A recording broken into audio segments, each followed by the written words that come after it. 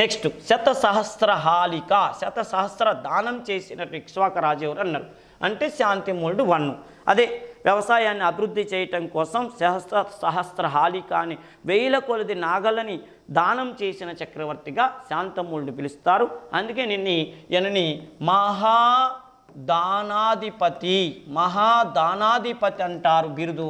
రెండోది మహారాజు అంటారు. ఇవి కూడా గుర్తుపెట్టుకోండి, మహాదానాధిపతి, మహారాజు, శతసహస్రహాళిక అనే పేరుతో కూడా పిలుస్తారు. 3 బిరుదులు ఉన్నాయి. నెక్స్ట్ ఇక్ష్వాకులు గౌతమ బుద్ధుని వారసులుగా ఏ శాస్త్రంలో పేర్కొన్నారు అన్నారు అంటే ప్రతి దానికి కేర్ ఆఫ్ అడ్రస్ నాగార్జున కొండ. ఎందుకంటే ఇక్ష్వాకులు వీళ్ళు గౌతమ బుద్ధుడి వారసులా, ఎవరి వారసులు అని చెప్పి రాప్సరు, బ్రూలరు, కార్డ్వెల్ స్మిత్, గోపాలాచారి, ఓకేనా, ఎంతోమంది పరిశోధన చేస్తే చాలామంది ఏమంటారంటే ఇక్ష్వాకులు నాకు తెలిసి హిందూ మతం వాళ్ళు ఒకటి.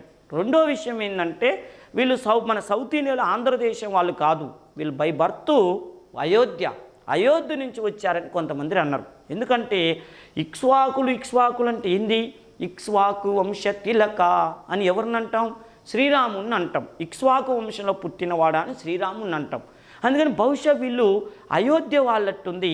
అందుకే అయోధ్య నుంచి ఇక్కడికి వచ్చి ఇక్కడ పరిపాలన చేసిన ఆ ఇక్ష్వాకు రాజకుమారులు కాబట్టి వీళ్ళు పక్కా హిందువులు, శ్రీరాముని బంధువులు అని చెప్పారు.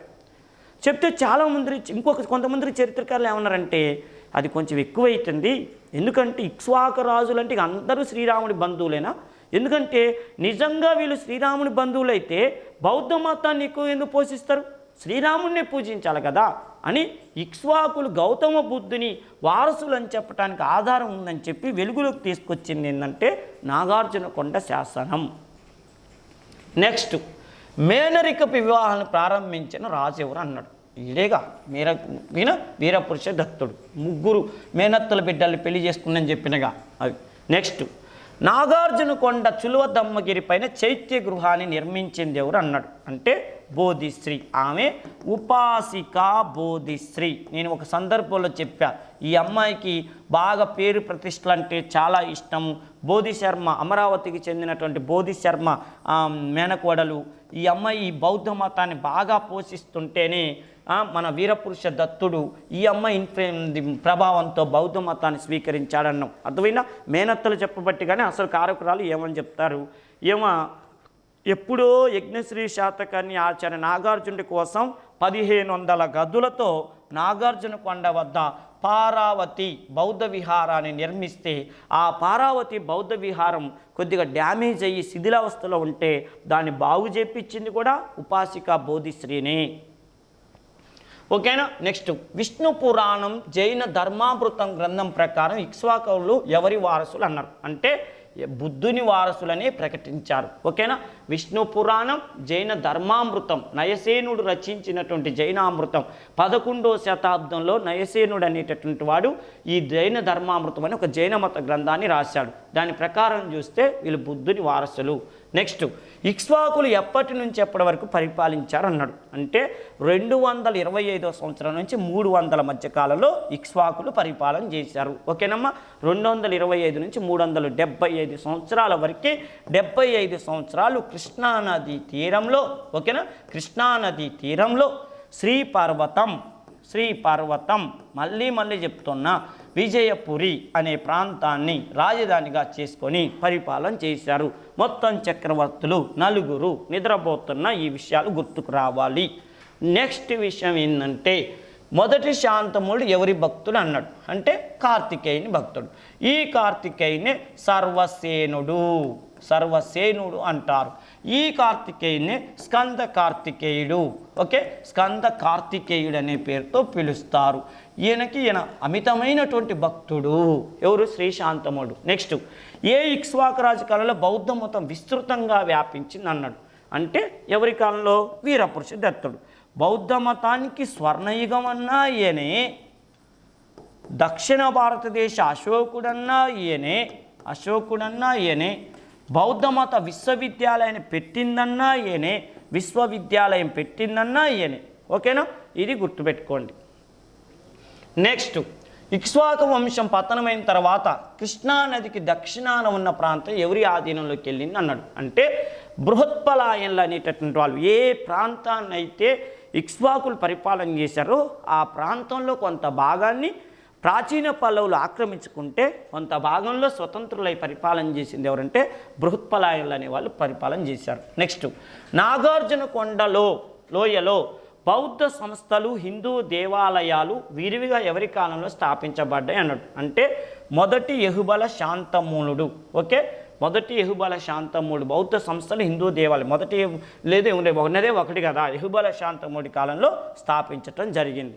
ఓకేనా, అంటే దేవాలయాలు కానీ బౌద్ధ సంస్థలు కానీ ఆయన ఏం చేశాడు, హిందూ దేవాలయాలు కట్టించితే అంతా నన్ను హిందూ అని ముద్రేస్తారు, మరి బౌద్ధ మతం వాళ్ళు నన్ను ఎందుకు విమర్శించాలి, వాళ్ళ కోసం కూడా ఏదైనా కట్టిస్తే పోలే అని చెప్పి బౌద్ధ మత సంస్థలు అంటే అన్ని మతాల వాళ్ళని గౌరవించి అన్ని మతాల అభిమానాన్ని పొందినటువంటి వ్యక్తి ఎవరంటే యహుబల శాంతమూలుడు.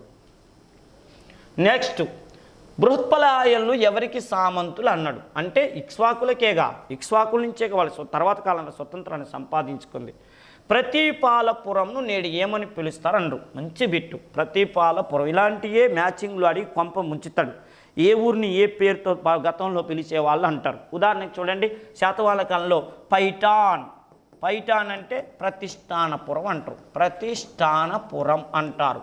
ఆ రోజుల్లో ఆడవాళ్ళు పైట వేసేటప్పుడు అంట అద్భుతంగా వేస్తారంట. పైట వేసి ఈ ఊరికి గొప్ప పేరు తీసుకురావటం వల్ల ఆ ఊరికి వాళ్ళ పైట పేరు మీదనే పైఠాన్ అనే పేరు వచ్చింది. ఈ పైఠాన్ వేసి తన ప్రతిష్టను పెంచారు కాబట్టి ప్రతిష్టానపురం అని మార్చారు. ఓకేనా, చూడండి, ప్రతిపాలపురం అని దేన్ని అంటారంటే బట్టిప్రోలుని ప్రతిపాలపురం అనే పేరుతో పిలిచేవాళ్ళు, ప్రతిపాలపురం. నెక్స్ట్ నేడు పల్నాడులో గల నాగులాపురాన్ని ఇక్ష్వాకుల కాలంలో ఏమని వ్యవహరించేవారు అన్నాడు. నాగులాపురాన్ని హలంపురం, ఓకే, పల్నాడులో ఉన్నటువంటి నాగులాపురం, మనకి నాగులాపురాలు రెండు ఉన్నాయి, ఇక్కడ ఒక నాగులాపురం ఉంది, నెక్స్ట్ నాగాంబ పేరు మీద నాగులాపురాన్ని తిరుపతి దగ్గర శ్రీకృష్ణదేవరాయలు నిర్మించాడు. ఇక్కడ నాగులాపురాన్ని హలంపురం అనే పేరుతో పిలుస్తారు, హలంపురం. ఓకేనా, ఇక్ష్వాకుల కాలంలో సౌందర్యానికి ప్రతీకగా పేరొందిన కట్టడాలు ఎక్కడ ఉన్నాయి అన్నాడు. ఇక్ష్వాకుల కాలంలో సౌందర్యం అంటే అమ్మాయి కాదు, అంత అద్భుతంగా ఉన్నటువంటి కట్టడాలు ఎక్కడ ఉన్నాయి అన్నాడు. అంటే శ్రీపర్వతం, విజయపురి, అక్కడేగా నాగార్జున కొండ దగ్గరేగా ఉన్నాయి. వాళ్ళు కట్టించిన కట్టడాలన్నీ వాళ్ళే కాదు, అసలు ఇక్ష్వాకుల కాలంలో ఎవడన్నా బౌద్ధ మతానికి సేవ చేయాలంటే అందరు నాగార్జున కొండకే పోయేవాళ్ళు. అందుకని చూడు, వాళ్ళ శాసనాలన్నీ నాగార్జున కొండలు అన్నీ ఈ విషయాల స్టోరీ ఉంది. అందుకని ఇక్ష్వాకుల గురించి సమగ్ర సమాచారాన్ని అందించే శాసనం అంటే కూడా నాగార్జున కొండే అంటాం, ఎందుకంటే అన్ని కట్టడాలు ఆడే కట్టించారు కాబట్టి. నెక్స్ట్ ఇక్ష్వాకులలో మొదటి శాంతమూలుడు ఎవరిని ఓడించి రాజ్యస్థాపన గావించాడు అన్నాడు. అంటే ఎవరిని ఓడించాడు, మూడో పులమావిని. నేను చెప్పేగా శాతవాహన వంశానికి చక్రవర్తి, లాస్ట్ చక్రవర్తి ఎవరు, మూడో పులమావి అన్నాం. ఈ మూడో పులమావి దగ్గర ఈ ఇక్ష్వాకు రాజు అయినటువంటి శాంతమూలుడు సామంతుకు ఉన్నాడు. అందుకని ఏం చేసిండు, వీడిని ఓడించేసి రాజ్యాన్ని ఆక్రమించుకుందాం అనుకుంటే వీడికి భయం ఏం చేసిండు, వీడు బళ్ళారికి వెళ్ళిపోయాడు. కర్ణాటకలో బళ్ళారి దగ్గరికి వెళ్ళి కొన్ని రోజులు ఉన్నాడు. అప్పటికి ఇక్ష్వాకు రాజు శాంతమూలుడు స్వతంత్రాన్ని ప్రకటించుకుండు. ఈ సమయంలో ఈ మూడో పులావి బళ్ళారి ప్రాంతంలో మేకధుని యొక్క శాసనం వేయించాడు. మేకధుని ఆ శాసనంలో ఏమన్నాడు, ఇక నేను మా ఏరియాకి వెళ్ళి పరిపాలన చేయటం సాధ్యం కాదు, అందుకని నేనే మా వంశంలో చిట్ట చివరి చక్రవర్తిని అని చెప్పి మేకధుని అనే శాసనం వేయించాడు. అర్థమైనా, అందుకనే చూడు, శాతవాహన రాజ్య పతనాన్ని గురించి తెలియజేసే శాసనం అంటే మేకధుని శాసనం అంటాం. ఎందుకు అనంటే ఇగో ఈడే మొత్తం కల్పించింది ఎవరు, శాంతమూలుడే. సామంతులందరిలో తిరుగుబాటు తీసుకొచ్చిండు. ఏమన్నాడు, పోరాడితే పోయింది బానిస సంఖ్యలు తప్ప మనం ఎన్నాళ్ళు సామంతుడికి సామంతుడికి ఉండి మనం కూడా మన కొడుకులకి సామంత రాజ్యాలని అప్పచెప్తామా అని చెప్పి లేవాలి పొడవాలని చెప్పి రెచ్చగొట్టిండు. ఈయన్ని రాజ్యం కూలిపోయేటట్టు చేసిండు. ఓకేగా, ఇది విషయం. నెక్స్ట్ చూడండి, చేజర్ల శాసనం వేయించింది ఎవరు అన్నాడు. చేజర్ల శాసనం కందార రాజు అనేటటువంటి వాడు చేజర్ల శాసనం అనేటటువంటిది వేయించాడు. ఓకేనా, ఇది బృహత్పల, ఇది ప్రత్యేకంగా ఇది ఇక్ష్వాకులది కాకపోయినా వాళ్ళ సామంత రాజులకు సంబంధించింది కాబట్టి చేజర్ల శాసనాన్ని కందార రాజు అనేటటువంటి వాడు వేయించాడు. నెక్స్ట్ ఏ ఇక్ష్వాకు రాజు కాలంను బౌద్ధ మతానికి స్వర్ణయుగం అంటారు అన్నాడు. ప్రాక్టీస్ చేసి ఓకే. అంటే సువర్ణ ఘట్టం అని ఎవరిని అంటారు? వీరపురుష దత్తుడి పరిపాలనా కాలాన్ని స్వర్ణయుగం అనే పేరుతో పిలుస్తారు. నెక్స్ట్, కుమారస్వామికి సర్వదేవాదివాసంను నిర్మించింది ఎవరు అన్నాడు. అంటే సేనాని ఎలిశ్రీ. ఇది మంచి బిట్టు. కుమారస్వామికి సర్వదేవాదివాసం అంటే ఏంటంటే యహుబల శాంతమూలుడు అనేటటువంటి రాజు పరిపాలన చేస్తున్నప్పుడు ఏమైందయ్యా అంటే ప్రాచీన పల్లవులు అనేటటువంటి వాళ్ళు ఒకసారి దండయాత్రకు వచ్చారు. అబీరులు దండయాత్రకు వచ్చారు. మనసు మార్చుకుని పోయి అష్టభుజ నారాయణ స్వామి దేవాలయాన్ని నాగార్జున కొండ దగ్గర నిర్మించి సంతోషంగా వెళ్ళిపోయారు. తర్వాత ప్రాచీన పల్లవులు ఈడి కాలంలో దండయాత్రకు వచ్చారు. అంటే ఈయన పాలనా కాలంలో ఈడు దేవాలయాలు, దద్దోజనాలు, పులిహారలు, ఇవన్నీ కొబ్బరికాయలు కొట్టుకుంది ఏంటంటే వీడు భక్తుడు కదా, ఎంతసేపటికి ఏ గుడి కట్టించినా ఎక్కడ ఏం కడతారు, ఎక్కడ ఏం ప్రసాదాలు పెడతారు అని అదే కాన్సెప్టు. దీంతో వీడి పరిపాలన మీద శ్రద్ధ చూపట్లేదని చెప్పి అబీరులు అనేసార్లు ఒకసారి దండయాత్రకు వచ్చి యుద్ధానికి సిద్ధమయ్యి తర్వాత వాళ్ళు కూడా మనసు మార్చుకొని అలాంటి వాటితో గొడవెందుకులే అని చెప్పి వాళ్ళు అష్టభుజ నారాయణ స్వామి దేవాలయాన్ని కట్టించిపోయారు. అష్టభుజ నారాయణ స్వామి దేవాలయాన్ని. ఆ తర్వాత విషయం ఏంటంటే ప్రాచీన పల్లవులు దండయాత్రకు వచ్చారు. వీళ్ళు మొండోళ్ళు, వాళ్ళలాగా మనసు మార్చుకోలే. వీళ్ళు మొండోళ్ళు వచ్చి పాపం ఈయన్ని ఓడించడానికి వస్తుంటే ఈడు భయపడుతుంటే చూడండి, సర్వసేనాని ఎలిశ్రీ, వీడు మగధీర టైపు, ఈడు పోయి ప్రాచీన పల్లవుని గోబలే గుద్ది ప్రాచీన పల్లవుని ఘోరంగా ఓడించిన తర్వాత ఈడేం చేసిండు, వీడికి పేరు ప్రతిష్టలు దుమ్ము లేపే లెవెల్లో వచ్చినాయి. ఆ సమయంలో ఈడు తన పేరు మీదనే ఏలేశ్వరం, నాగార్జున కొండ దగ్గర ఏలేశ్వరం అనేటటువంటి ఒక పట్టణాన్ని నిర్మించాడు. అదేవిధంగా తన ఇష్టమైన దేవుడైనటువంటి సుబ్రహ్మణ్యేశ్వర స్వామి, అంతే సుబ్రహ్మణ్య స్వామి అన్న మళ్ళీ మరి సర్వసేనుడన్న కుమారస్వామి అన్న ఒకటే కదా. ఆ కుమారస్వామి కోసం సర్వదేవాదివాసం అనేటటువంటి దాన్ని నిర్మించాడు. అంటే చూడు, ఏలేశ్వరం నిర్మించాడు, సర్వదేవాదివాసాన్ని నిర్మించింది ఎవరంటే ఎలిశ్రీ. అంతేకాదు, సర్వదేవాదివాసం అనే పేరుతో ఒక సంస్కృత శాసనాన్ని కూడా వేశాడు. అంటే చూడండి, యహుబల శాంతమూలుడు సంస్కృత శాసనాన్ని వేశాడు, తన సేనానాయకుడు కూడా సంస్కృత శాసనం వేశాడు. అందుకని చూడు, యహుబల శాంతమూలుడు కాలం నుంచి వచ్చిన శాసనాలన్నీ కూడా సంస్కృత శాసనాలు అని చెప్పడానికి నిదర్శనం ఏంటంటే ఏనా నాగార్జున కొండలో సంస్కృత శాసనం వేయించిండు, ఇలా సేనాపతి సంస్కృత శాసనం వేయించాడు. ఇది గుర్తుపెట్టుకోండి. నెక్స్ట్, మంచికల్లు శాసన లిపి ఏ లిపిని పోలి ఉంటుంది అన్నాడు. మంచికల్లు శాసనం ఏ లిపిని పోలి ఉంటుందంటే చూడండి, నాగార్జున కొండ శాసన లిపిని పోలి ఉంటుంది. ఎందుకు? మంచికల్లు శాసనం ఎవరిది? పల్లవులది. పల్లవులు రుద్రపురుషదత్తుడనే చివరి ఇక్ష్వాక రాజును ఓడించి మంచికల్లు అనేటటువంటి శాసనం నేర్పించారు. ఆ శాసనం వేయించేటప్పుడు నాగార్జున కొండలో ఉన్న శాసన లిపి ఏదైతుందో దాన్ని ఇలా కాపీ కొట్టి వేయించారు. అందుకని చూడండి, నాగార్జున కొండ శాసన లిపిని పోలి ఉన్నది. నెక్స్ట్, మంచికల్లు శాసనం ఎక్కడ దొరికింది అన్నాడు. అంటే విజయపురి సమీపంలో, నాగార్జున కొండ దగ్గర సమీపంలోనే ఈ శాసనం దొరికింది. నెక్స్ట్, ఇక్ష్వాక రాజులు కూడా శాతవాహన రాజుల వలె తమ పేర్ల ముందు ఎవరి పేరును జోడించేవారు అన్నాడు. ఇది సింపుల్ బిట్టు, కాకపోతే ఏదో అన్నట్టు చూడు. ఇక్ష్వాక రాజులు కూడా శాతవాహన రాజుల వలె తమ పేర్ల ముందు ఎవరిని పెట్టేవాళ్ళు? మాతృమూర్తుల పేర్లు పెట్టేవాళ్ళు. ఓకేనా? తల్లుల పేర్లు పెట్టుకునేవాళ్ళు. అందుకనే చూడండి, ఇప్పుడు పితృమూర్తుల పేర్ల, ప్రియురాళ్ళ పేర్ల, భార్యల పేర్ల అంటే అమ్మ పేరు పెట్టుకునేవాళ్ళు, తల్లి పేరు. గౌతమిపుత్ర శాతకర్ణి సిద్ధార్థుడు అంటే గౌతమ బుద్ధుని ఇన్స్పిరేషన్కి తీసుకుండు. అవునా? గౌతమిపుత్ర శాతకర్ణి ఏం చేసిండు? బౌద్ధ మతానికి స్థాపించినటువంటి గౌతమ బుద్ధుని ఆదర్శంగా తీసుకొని ఆయన ఏం చేసిండు? సిద్ధార్థుడు ఎప్పుడైతే బౌద్ధ మతం స్థాపించి బుద్ధుడయ్యాడో ఆయన చిన్నప్పుడు పెంచినటువంటి ఉందిగా ఎవరు? గౌతమి. ఆ గౌతమి పేరు మీద గౌతమ బుద్ధుడు అయ్యిండు. దాని గురించి తెలుసుకున్న మన గౌతమిపుత్ర శాతకర్ణి ఏం చేసిండు? వాళ్ళమ్మ బాలాశ్రీ ఉంది కాబట్టి గౌతమిపుత్ర బాల అంటే ప్రత్యేకంగా ఆయన ఏం చేసిండు? వాళ్ళమ్మ పేరు పెట్టుకుండు, గౌతమిపుత్ర శాతకర్ణి అని పేరు పెట్టుకుండు. సిద్ధార్థుడు వాళ్ళమ్మ పేరు పెట్టుకున్నట్టు గౌతమిపుత్ర శాతకర్ణి వాళ్ళమ్మ పేరు పెట్టుకుండు. గౌతమిపుత్ర శాతకర్ణి ప్రత్యేకత ఏంది? చక్రవర్తుల్లో తల్లి పేరు పెట్టుకున్నాడు. ఆయన్ని ఆదర్శంగా తీసుకొని చూడండి, గౌతమిపుత్ర శాతకర్ణి కొడుకైనటువంటి వాసిష్ఠపుత్ర శ్రీశాంతముడు తన తల్లి పేరు వాసిష్ఠ పేరు పెట్టుకుండు. తర్వాత విషయం ఏంటంటే శాతవాహనులకు సామంతుడైనటువంటి ఇక్ష్వాకు రాజు శ్రీశాంతమూలుడు ఏం చేసిందంటే వాళ్ళమ్మ పేరు పెట్టుకున్నాడు. ఎట్లా? వాళ్ళమ్మ పేరు కూడా మాటరీ పుత్రే. మాటరీ వాళ్ళమ్మ పేరు వాసిష్ఠే, వాళ్ళమ్మ పేరు కూడా వాసిష్ఠే. అంటే చూడండి, వాసిష్ఠపుత్ర శ్రీశాంతమూలుడు, వాసిష్ఠపుత్ర శ్రీశాంతమూలుడు అని పేరు పెట్టుకుండు. ఎవరైనా?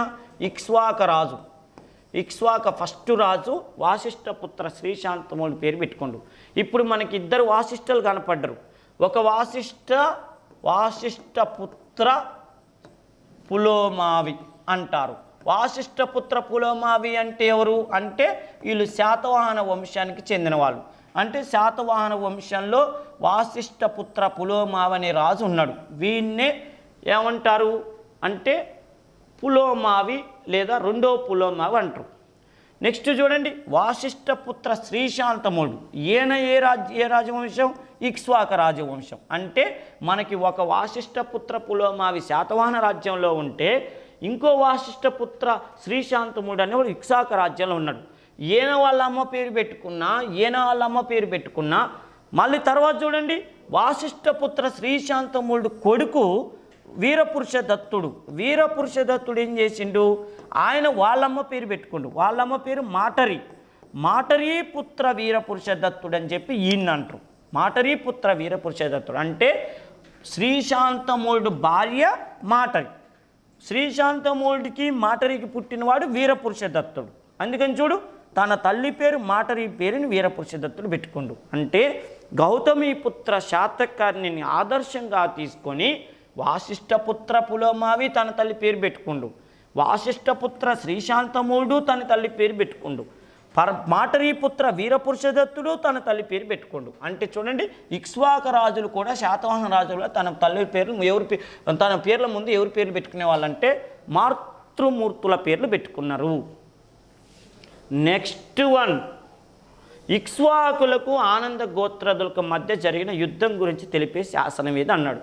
ఇక్ష్వాకులకి ఆనంద గోత్రులకి అస్సలకు పచ్చిగడ్డి ఎత్తే బగ్గుమంటది. అది ఏ శాసనం తెలియజేస్తుందంటే చేజర్ల శాసనం అనేటటువంటిది ఆనంద గోత్రులకు సంబంధించింది ఈ శాసనం తెలియజేస్తుంది.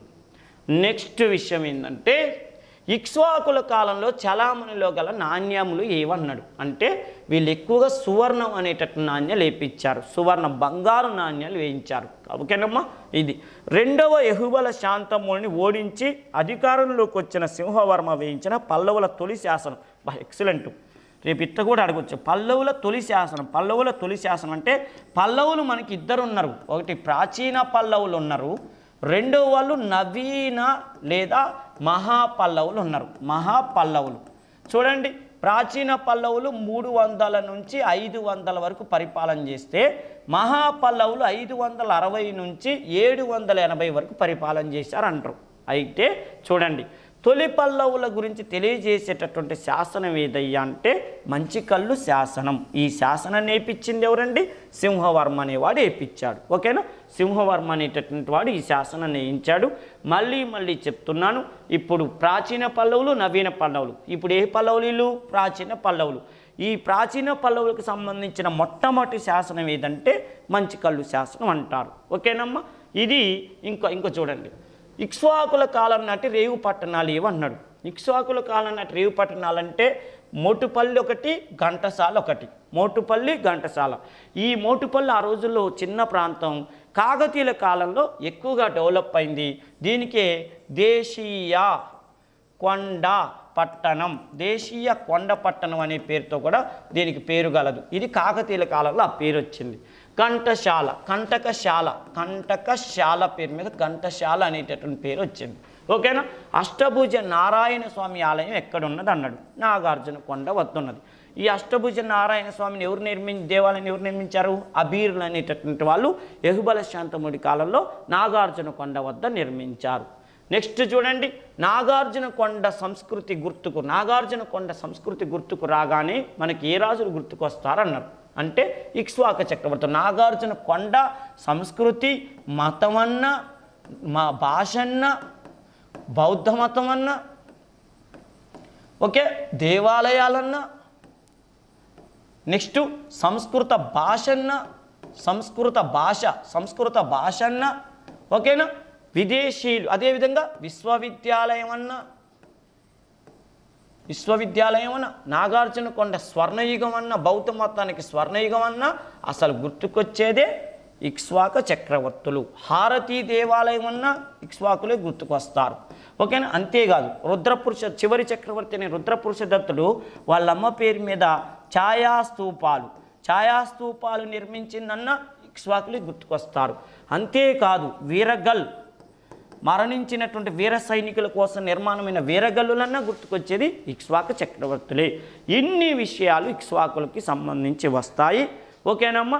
వీటిలో ఇంపార్టెంట్ క్వశ్చన్స్, ఇవి ఇంపార్టెంట్ అని చెప్పేటప్పుడే నేను కొన్ని గుర్తుపెట్టాను, వాటిని మాత్రం ఎట్టి పరిస్థితుల్లో మర్చిపోవద్దు. ఇది ఇక్ష్వాకులకు సంబంధించింది. మరి మరొక అంశంతో మరొకసారి ముందుకు వద్దాం. Welcome to Harshit institute. ఒక చిన్న నోటిఫికేషన్తో మీ ముందుకు రావడం అనేది జరిగిందండి.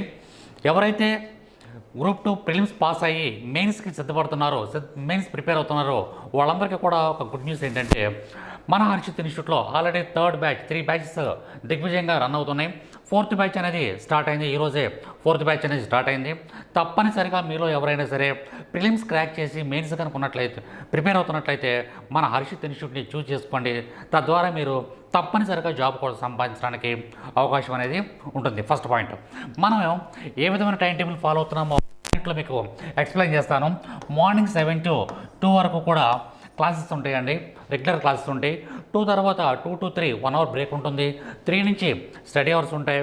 మరలా 5 to 6 ఎగ్జామ్ ఉంటుంది, యూనిట్ వైజ్ ఎగ్జామ్ ఉంటుంది. అలాగే యూనిట్ వైజ్ ఎగ్జామ్ అయిపోయిన తర్వాత పేపర్ ఎక్స్ప్లెనేషన్ ఉంటుంది. అయిపోయిన తర్వాత నైట్ 10 o'clock వరకు స్టడీ అవర్స్ ఉంటాయండి. ఇటువంటి సిస్టమేటిక్ టైం టేబుల్ని ఆంధ్రప్రదేశ్లో ఉన్నటువంటి ఏ ఇన్స్టిట్యూట్ కూడా ఫాలో అవ్వట్లేదేమో అనిపిస్తుంది. కాబట్టి తప్పనిసరిగా మన ఇన్స్టిట్యూట్ని మీరు చూస్ చేసుకోండి.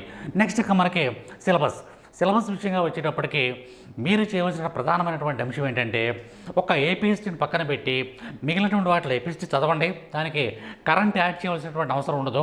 కానీ అదేవిధంగా మనకు పాలిటీ కానీ, AP economy, Indian economy, science and technology, వీటికి తప్పనిసరిగా కరెంటు యాడ్ చేయడానికి, that means current polity, current economy, current science and technology, వీటిని గత 1 సంవత్సరం నుంచి జరుగుతున్న అంశాలన్నింటినీ కూడా క్రోడీకరించి చదివినట్లయితేనే మనం సక్సెస్ అవుతాము.